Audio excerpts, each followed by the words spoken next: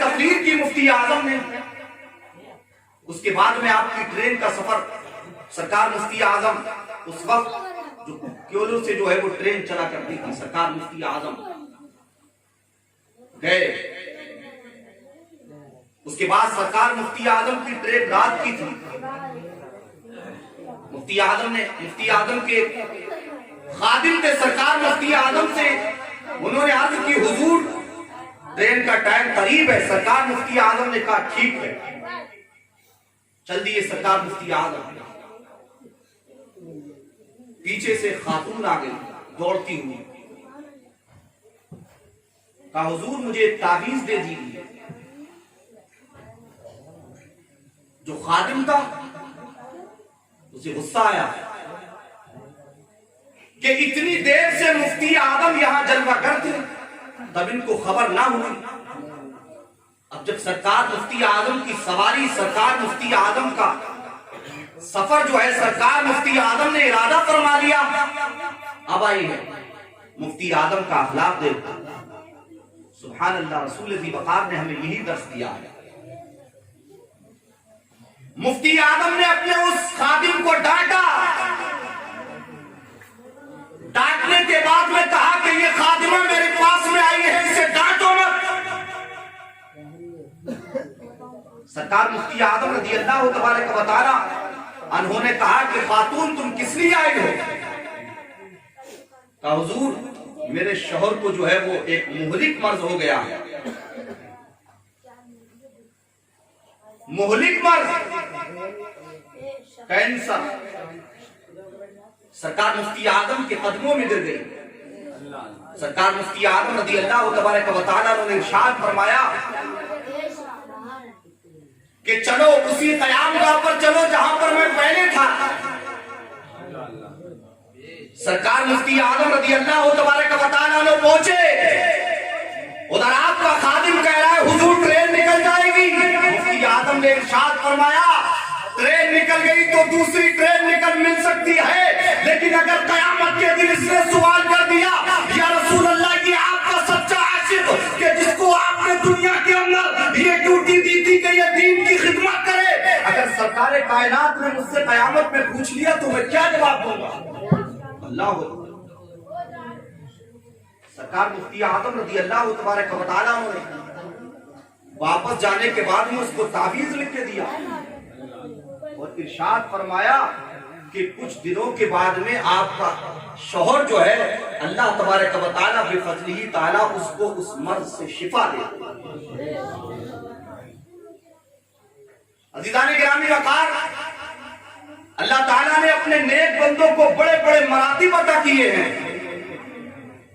سرکار مفتی اعظم کی آپ شان دیکھو, ایسا ولی کامل, ایسا متقی سرکار مفتی اعظم, سرکار مفتی اعظم رضی اللہ تبارک و تعالیٰ نے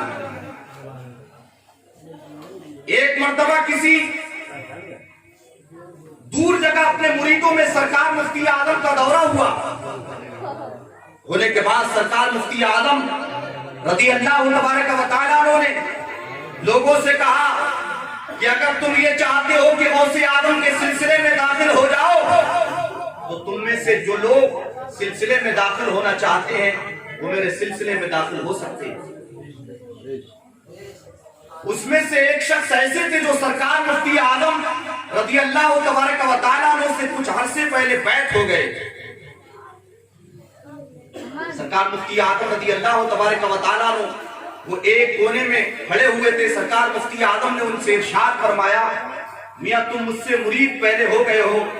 سرکار مفتی اعظم رضی اللہ تبارک و تعالیٰ نے ارشاد فرمایا کہ اگر اس وقت تم تازہ مرید ہو جاؤ گے تو اور بہتر ہوگا.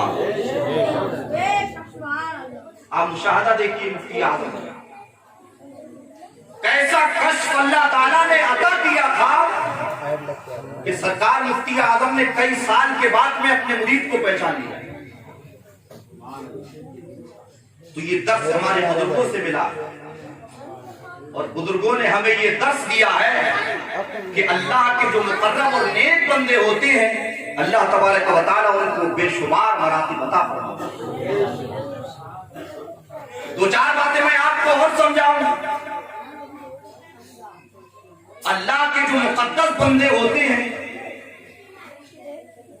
اللہ تبارک و تعالیٰ کی جانب سے انہیں بے شمار ایسی نعمتیں ملتی ہیں کہ انسان پوری زندگی کوشش کرے وہ نعمتیں نہیں مل سکتی.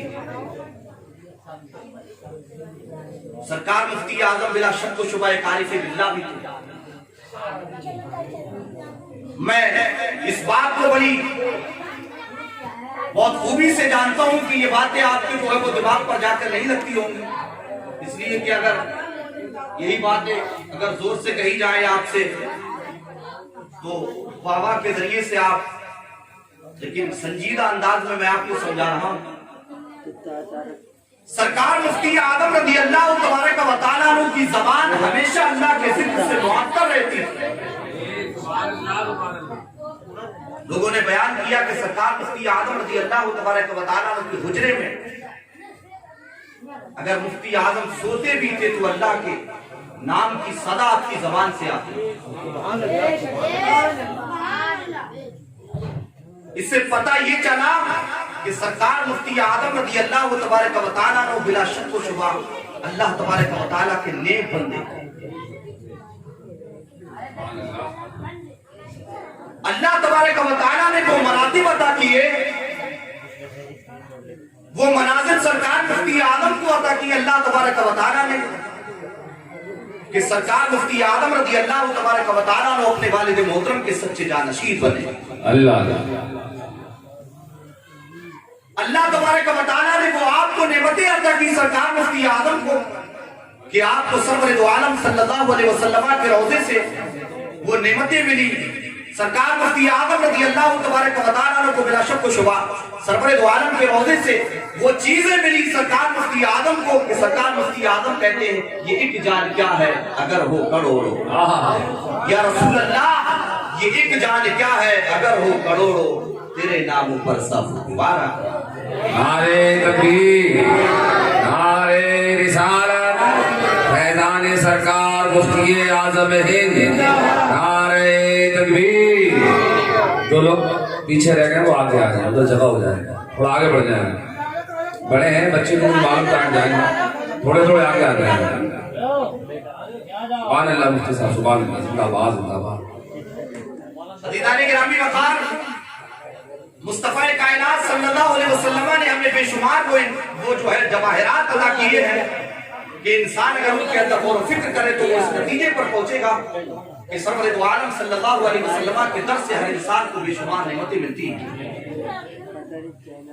آپ دنیا میں رہ کے اگر مراتب چاہتے ہیں تو اپنے والدین کی خدمت کریں. رسول دی وقار کا فرمان عالیشان ہے کہ جنت تحت اقدام الامہات, اے لوگوں جنت جو ہے وہ والدین کے قدموں کے نیچے.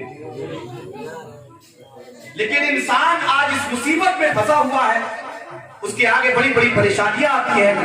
بعض انسان تو ایسے ہیں کہ جن کے اوپر اتنی بڑی مصیبتیں آئی ہیں کہ پورے گھر تباہ ہو جاتے ہیں. اس کی وجہ یہ ہے کہ انسان اپنے والدین کی نافرمانی کرتا ہے. رسول دی وقار کا فرمان عالی شان ہے وہ انسان جو دنیا میں مراتب چاہتا ہے اس کے لیے ضروری یہ ہے کہ وہ اپنے والدین کی خدمت کرے. اگر جنت تمہیں لینا ہے تو اپنے والدین کے قدموں کے نیچے جنت ہے.